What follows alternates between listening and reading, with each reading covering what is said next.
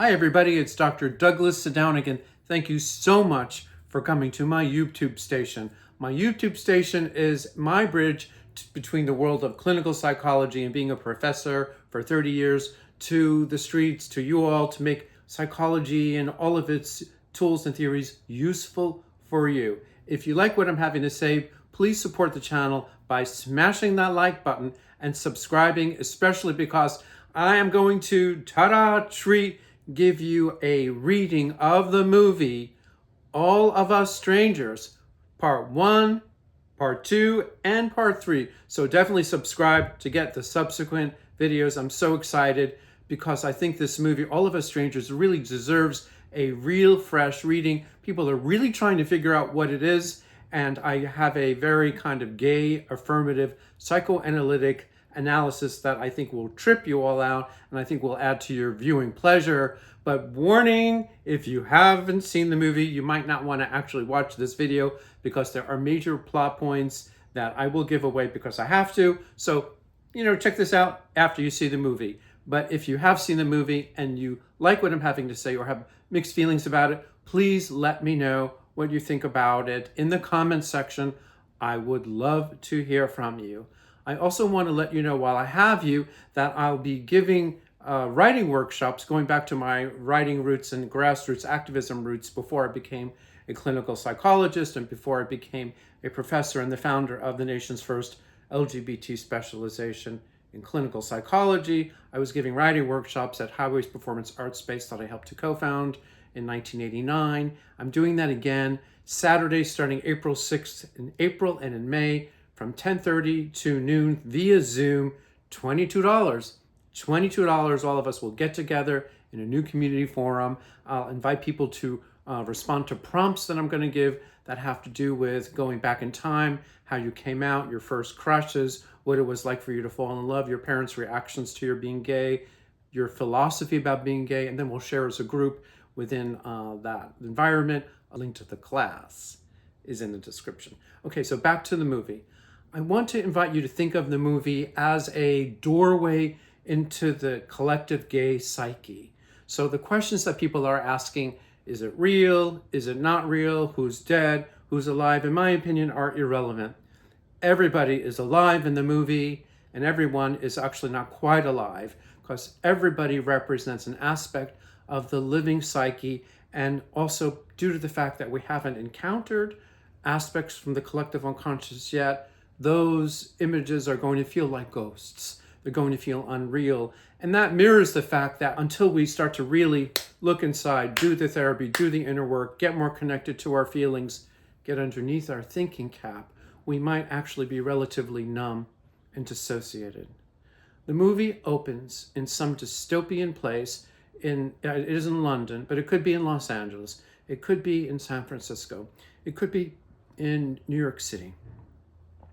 It's in a high rise, so it's just far away. And obviously the main character, whose name is Adam, is waking up and is kind of living a half-life. He has no friends. He's living all alone in this house. And there's not even any food for him to eat. When he goes to his refrigerator, what do you get? That horrible kind of, leftover crap. So he calls his version of Uber Eats. He is representing what happens when a gay man comes into therapy and is confused, lacks agency, doesn't know who he is and where he wants to go because he's not had, good enough parents. He's had a homophobic childhood.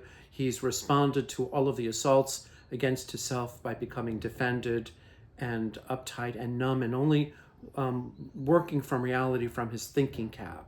So what happens is Adam's struggling with this sort of in his zombie state. There's an alarm. And that alarm is interesting. It's a fire alarm. And he goes outside from down the elevator, and it looks like he's the only one in the building. There's nobody there. And that's sort of a metaphor for the fact that there's nobody at home. One feels existentially all alone.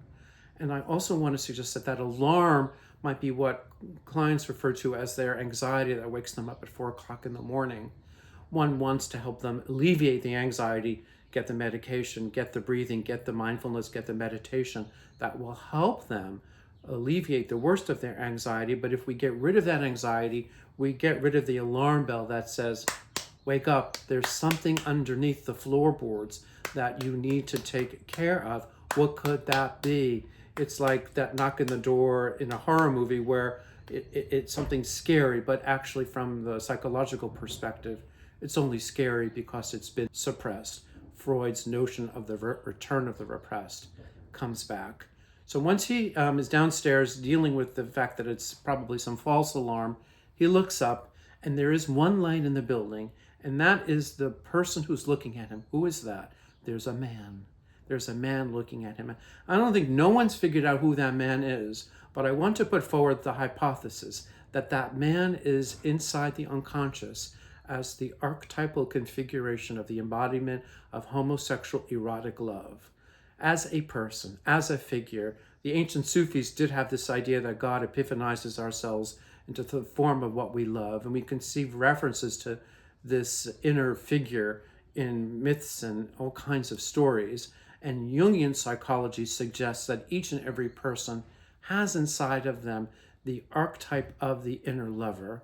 Jung didn't sufficiently discuss that enough as a homosexual form, and there's a lot of theories that I'll discuss with you in future YouTube videos where we get the theories that actually homosexualize some of these theories. But the movie does the work for us. So once Adam goes back into the house, he gets a knock at the door from the very person, that really hot, sexy, perfect embodiment of homosexual yumminess. And his name is Harry, and he's dark-haired and stubble and perfectly etched in his face, and he's drinking. Obviously, he's an alcoholic, and he wants to come and he wants to connect with Adam. Adam's inner soul figure wants to connect with Adam. But what does Adam do? Because he is shut down, because he's traumatized, because he's numb, and because he has what we could call maybe a form of internalized homophobia, but not its more aggressive form, the receptive, passive form that makes us avoidant. He shuts the door on Harry. It's very sad. The storyline, as you'll see when I get to the end of the movie, could be that that's what actually happens, and Harry is another rejected gay man whose end doesn't meet very well, and who gets no love and gets no connection, and just dies prematurely. That's one way of reading that. But something else does happen, which is not that, which is Adam somehow is compelled to do inner work. He got to see what's happening. He goes underneath his bed to get a box of pictures. Now, those pictures are actually his memories, his thoughts. Often I tell a patient when they're numb, give me a memory. What happened to you as a kid? How old are you when your parents died? So it's almost as if the director is saying to himself or to Adam, what happened to you? Why are you this way? Why did you close the door on Harry? He goes underneath and we get a sense of the pictures that are hidden in some cabinet under his bed. We get a very glimpse of some of his early childhood pictures. We will understand later who those people are. Somehow that compels Adam to go on a journey, the Ninth Sea journey, the hero's journey, Dorothy getting in that fucking twister and getting out of Kansas and getting to Oz and meeting her friends like the Scarecrow to find out her true nature, which is that she wears ruby slippers, such a queen. Well, Adam goes and just trying to figure out, I think he's trying to figure out where he comes from. And he's wandering around, and to make a long story short, we're still in Act 1, he seems to be cruising a younger man who's straight looking and straight acting and very handsome, and the guy buys some liquor and says, we're going to need something strong tonight. So we get the feeling at first that it's going to be a hookup. The man lights a cigarette, very sexy, but then he says, come on home, she'll be so happy to see you. And it looks like, as we start to learn, that the man is none other than Adam's father. And when we meet his mom, a Brady woman, she's none other than Adam's mother. And they're so happy to see him. It's so lovely. It's so fantastic. And we get the feeling, we don't know quite yet, we'll learn later when Adam tells it to Harry, that these are none other but his parents who died in a car crash when Adam was 12. And he's been completely alone since then.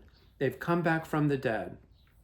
But actually, it's more like what happens to patients when they want to get well. And I say, go back in time, because your dissociation, your sadness, your anxiety, your loneliness is only partially created by the stressors and vicissitudes of your life now. And I bet you it's actually a long-awaited symptom arising from the trauma that's not been worked through. Go back, take me back with you. Let's tell me a story. And that's exactly what happens. And Adam is now sitting with his mother and father, and they're so happy to see him. They're saying some kinds of things. You always were a sensitive child. Oh, you look so handsome. We can't believe how you've grown. And the father puts his hand on Adam's and says, oh, son, I'm so happy to see you. And there's a touch of tenderness, but then he says, oh, so much for that poofy stuff. I think it's British for faggy stuff. So we get this feeling that Adam is connecting with his parental complexes. They died, so to speak, because Adam left home. Could be any of us, where we move on, we launch, but we haven't gotten to our unfinished family business. So we need to go back in time and do what's called dialoguing or active imagination, where the mother complex and the father complex, not the biological mother and not the biological father, but their configurations inside the mind. Don't forget, the mind contains different persons inside of it, it seems, according to depth psychology. It was as if you would not mistake your organs inside of your body as one organ. You know you have a heart, you know you have a liver, you know you have lungs, you know you have kidneys. It's the same thing with the anatomy of the psyche. So let's say inside the mind is a devastated child, if you're gay or if you're just a person. Your mother, your father, and your inner Harry, we already have a working model of the family configuration. This really does help provide the movie with a whole fresh understanding, and also gives us a roadmap about what to do with our own inner work.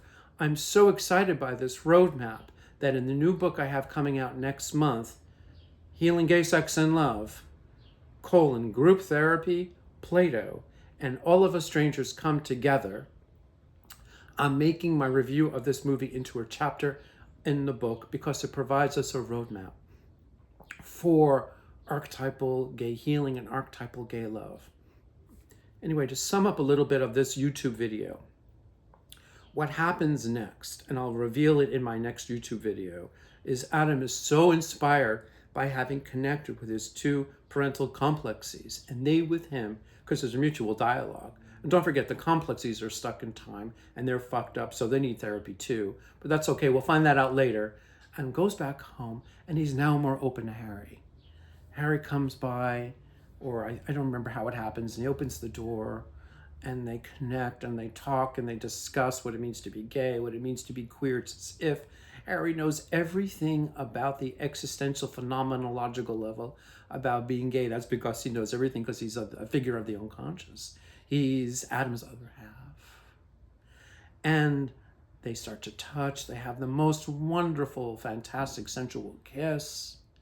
And then, not to tell you too much, because the real hot sexual parts are for the next YouTube video. So as I'm ending this portion and giving you some incentive to watch the other ones, and even to buy my book when it comes out, Healing Gay Sex and Love, Group Therapy, Plato, and All of Us Strangers Come Together, this movie is worth viewing as a distillation, a constellation, a zeitgeist of what happens when the gay liberation movement and psychological understanding related to the study of the gay unconscious come together. This has been my life's work for the last 30 years as a therapist, as the founder of the nation's first LGBT specialization in clinical psychology in Antioch University, as an author of 2 award-winning books, Sacred Lips of the Bronx and Sex Between Men, An Intimate History of the Sex Lives of Gay Men, Post-War to Present, and my 3rd book, and the books coming after that, and the writing workshop, which I hope you will look into starting on April 6th, but you can come any Saturday in April or May. The sign-up is on the description. It's only $22. We can all participate in this kind of conversation related to gay psychological healing. This movie is a illustration of all of the ideas, or at least the starting ideas, we would need to know in order to do the inner work we need to do with our therapists or with ourselves to open up to our finest potentials.